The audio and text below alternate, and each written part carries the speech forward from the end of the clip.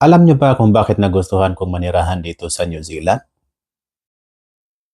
Pero bago tayo magpatuloy sa ating kwentuhan, bago ko ipakita ang aking mga ginagawa kung bakit nagustuhan ko ang manirahan dito sa New Zealand, kung ikaw ay bago lang sa ating YouTube channel, huwag mong kalimutan ang i-like ang ating video, mag-subscribe sa ating channel, mag-iwan ka ng iyong mga komento para malaman ko kung nasaan nakakarating ang ating video, at huwag mong kalimutan na i-click ang ating notification bell para palagi kang updated sa ating mga susunod na video.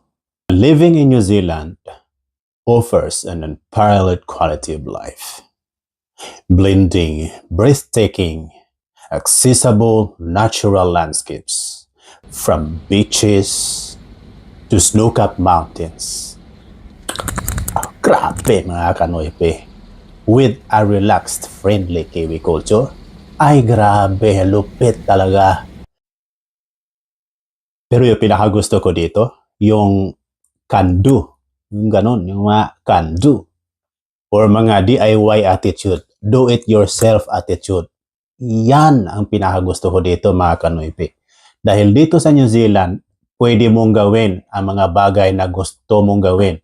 Halimbawa, mahilig ka sa arts, mahilig ka sa mga games, mga isa kang basketball player o ano man yung mga nilalaro-laro mo. Kahit ano pa yan, pwede mong gawin dito sa bansang ito. Dahil ang bansang ito, binigyan ka ng kalayaan para gawin ang mga bagay na gusto mo at masusunod kung ano ang gusto mo. Kagaya sa video na ito, ipapakita ko sa inyo kung paano ko ginawa ang aking food trailer dahil ikakabit na natin ngayon ang ating mga graphics sa ating food trailer at sa machine ng ating soda dispenser. Pati yung mismong apakan para pumasok doon sa food trailer ay gagawin na rin natin sa video na ito. Para sa inyong kalaman mga kanoype, kaya ako nasabi yan ang pinakagusto ko dito dahil marami akong mga nagagawa dito sa New Zealand. Kagaya ng, dahil isa akong artist, isa akong painter, nagawa akong mag-paint on the spot dito sa bahay. So, actually na-paint ko rin si Mrs. Na-paint ko si Mrs. May mga paintings akong ginagawa, may mga sculptures akong nagagawa. Free akong malaya ka na gawin ang mga bagay-bagay na gusto mo. So, tara mga kanoype, papakita ko sa inyo ngayon kung paano natin ginawa ang ating food trailer. Tada!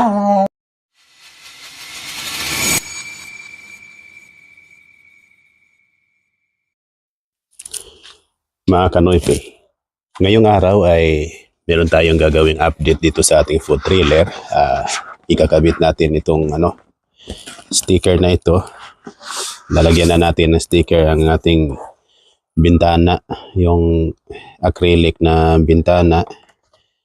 Lalagyan na natin ng graphics. So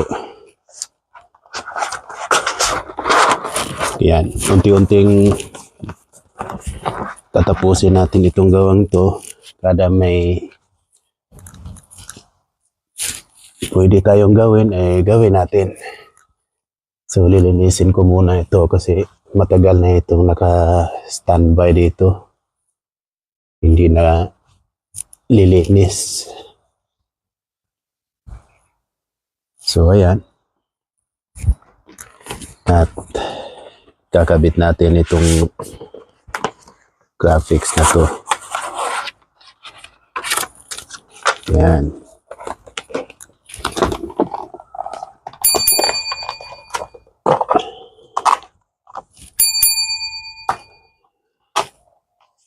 Ito yung literal na DIY na food trailer. Tayo lang gumagawa. Kasi titipid tayo ng pera. Kuripo tayo eh.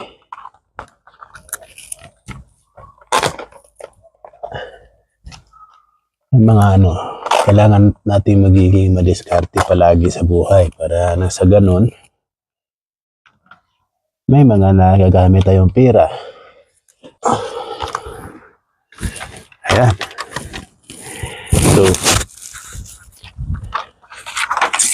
Magsuot tayo ng hoodie ngayon kasi malamig. Malamig na dito sa New Zealand. Hindi na siya warm.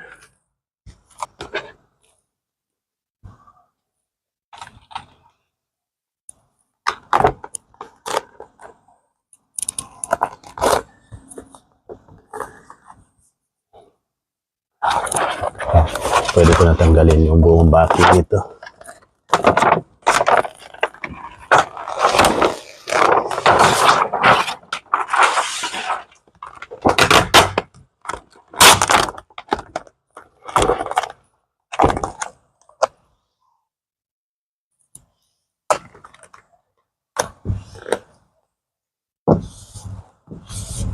Okay. So, sinadya ko yan na tuhan lang sa baba para hindi na ako nagtitrim sa baba.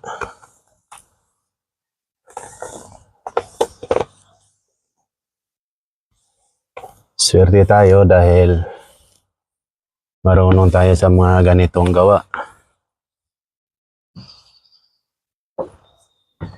Hindi na natin kailangan magbayad para mag-install ng graphics. Kasi ito mismo ang aking trabaho.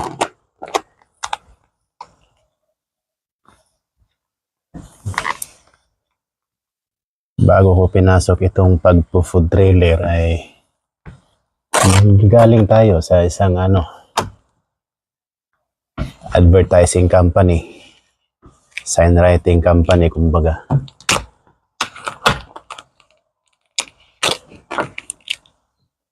Yan, makapit yung ating sticker, kaya ayos yan. Magandang sinyalis yan. Magtagal yung graphics.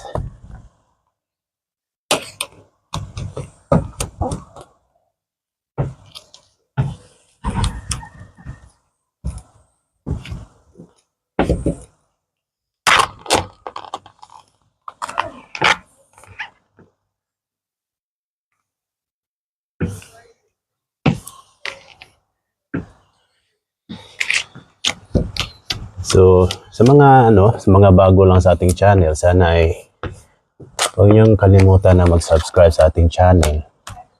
I-like ang ating video at i-click ang ating notification bell para palagi kayong updated sa ating mga susunod na gagawin. Double purpose tong ginagawa ko. Kumbaga, meron akong memories kung paano ko inumpisahan ang food trailer na ito. Papapanood ko sa video kung ano ang mga ginagawa ko, kahit na wala magsasubscribe o wala manonood sa aking video,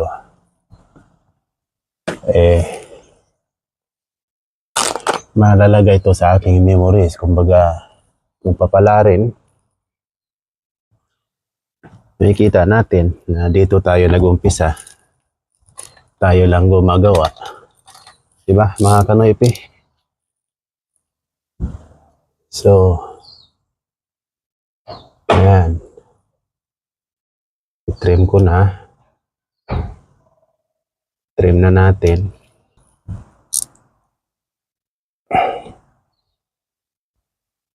Tapos na rin.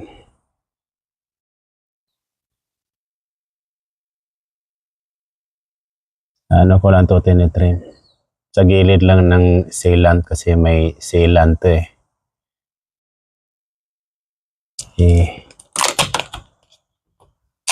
hindi siya nadikit sa sealant. Tinatry kong idikit. So, titrim natin siya para hindi siya angat.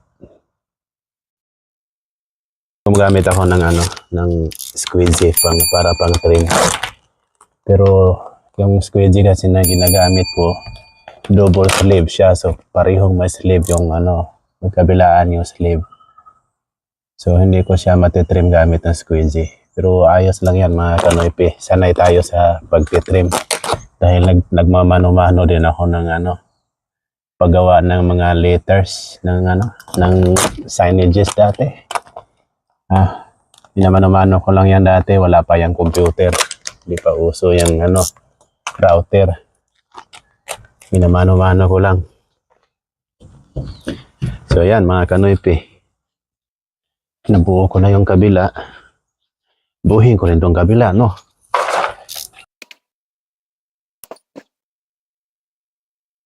Yan. Yan. Oh, ha? Diba? Ano masasabi niyo mga kanoype? Okay ba yung ginawa natin? So, yan na. May takip na. Oh, diba?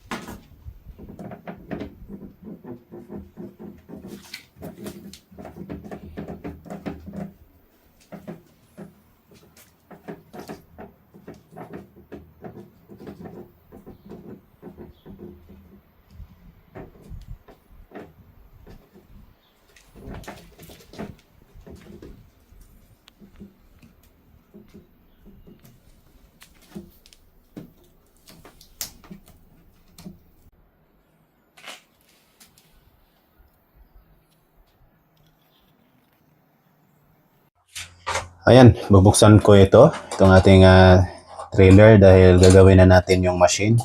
Gawin natin yung graphics.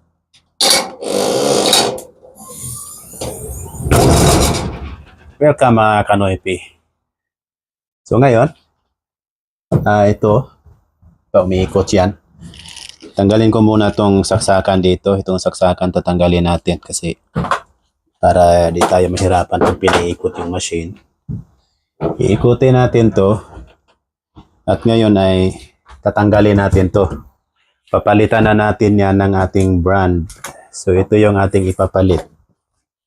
Yan, fries on top cafe, tapos soft drinks. So soft drinks yan. Tapos lalagyan din natin to ng mga stickers niya. So dito yung Coke. Yan. Dito yung Sprite.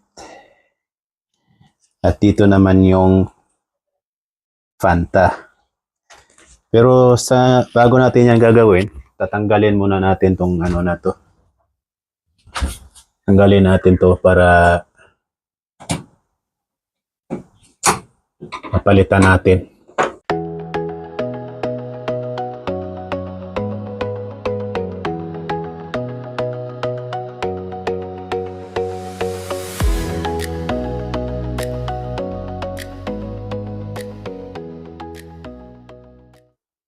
Ayan.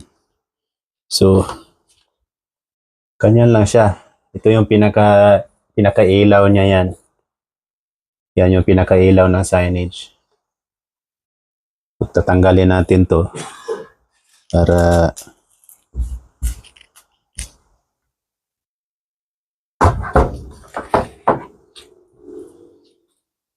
yan. Kanyan lang yan. Tapos tanggalin ko to. Yan. Tapos tanggalin natin to. Yan. At tanggalin natin yan.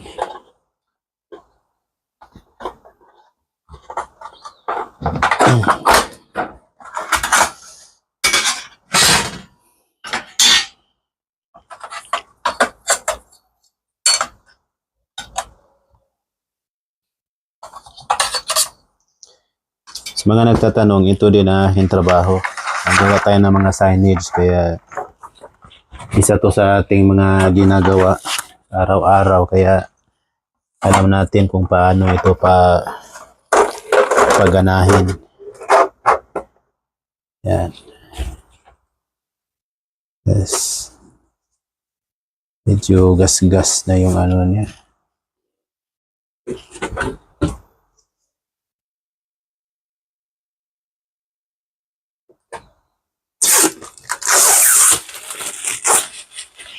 Yan. Tinanggal ko na yung cover niya para ikabit natin ng maayos. Punasan ko lang para malinis. Tapos kunin natin yung ating graphics. At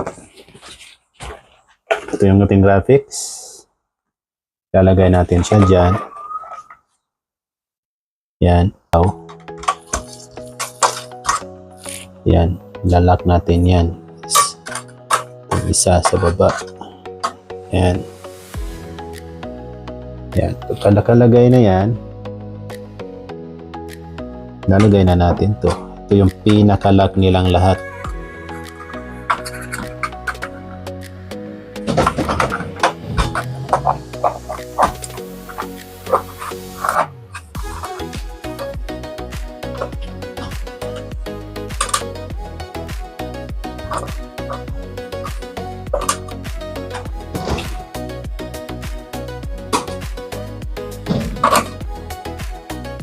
Piin ko pa siya para yung screw papasok talaga pag hinano na, kinabit na yung mga screws.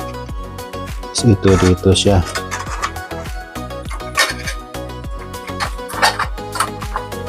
Ayan.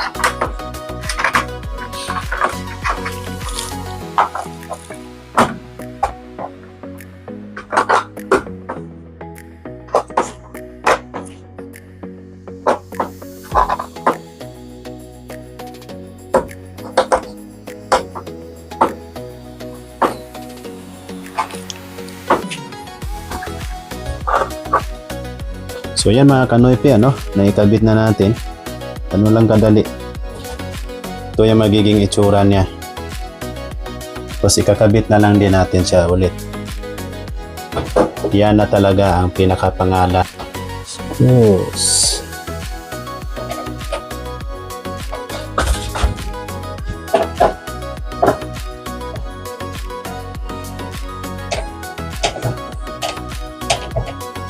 Yun. Sikutin natin siya para maikabit naman natin to. Kasi dito yan. Yan.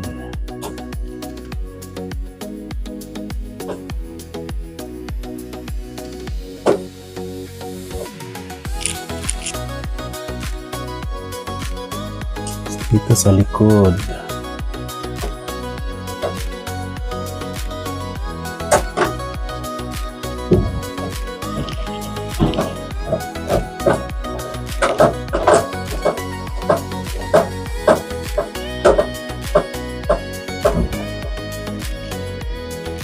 Ayan.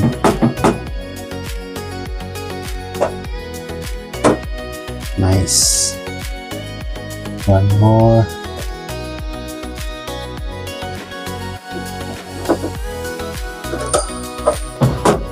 Okay. Now it's the time for the graphics.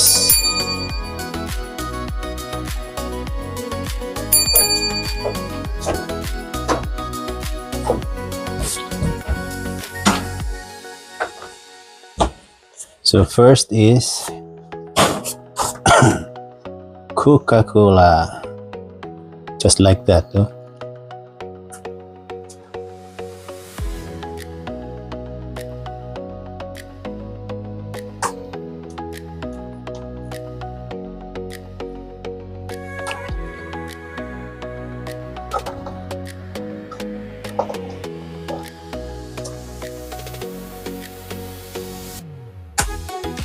It's very sticky.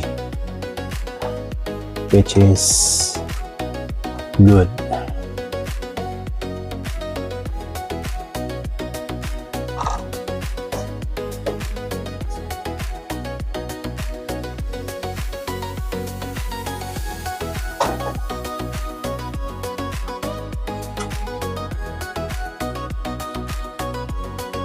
Coke,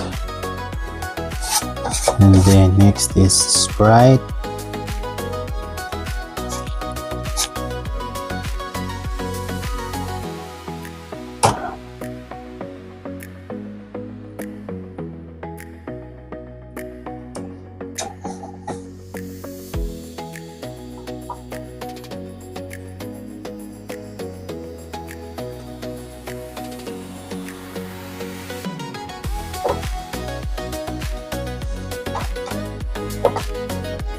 You're easy, kuya, right? Just like that. And then next is Fanta.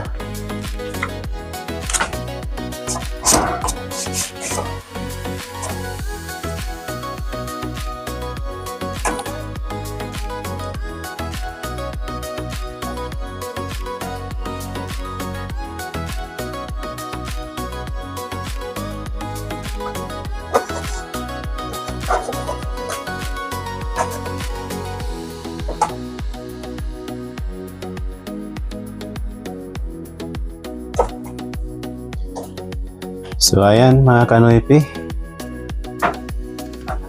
tapos na ang ating machine, and that's how it looks like. Pwede na siyang isaksak.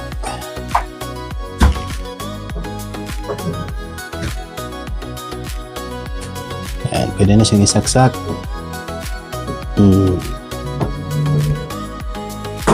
Ayan. That's it.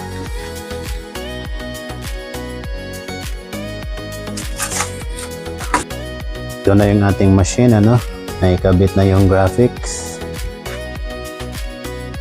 Ayan, ito na yung soft drinks dispenser natin. So, ayan. Kabit na, andyan na yung mga dispensers niya. At dito sa likod, naikabit na rin natin yung yung graphics na yan para hindi nadudulas yung stuff dito. Hindi madudulas. Anti-slip yan. Sobrang rough, kaya maganda yan, hindi ka madudulas kahit may oil. At kung narating mo ang dulo ng ating video, mga kanoypi, huwag mong kalimutan na i-like ang ating video. Mag-subscribe ka sa ating channel.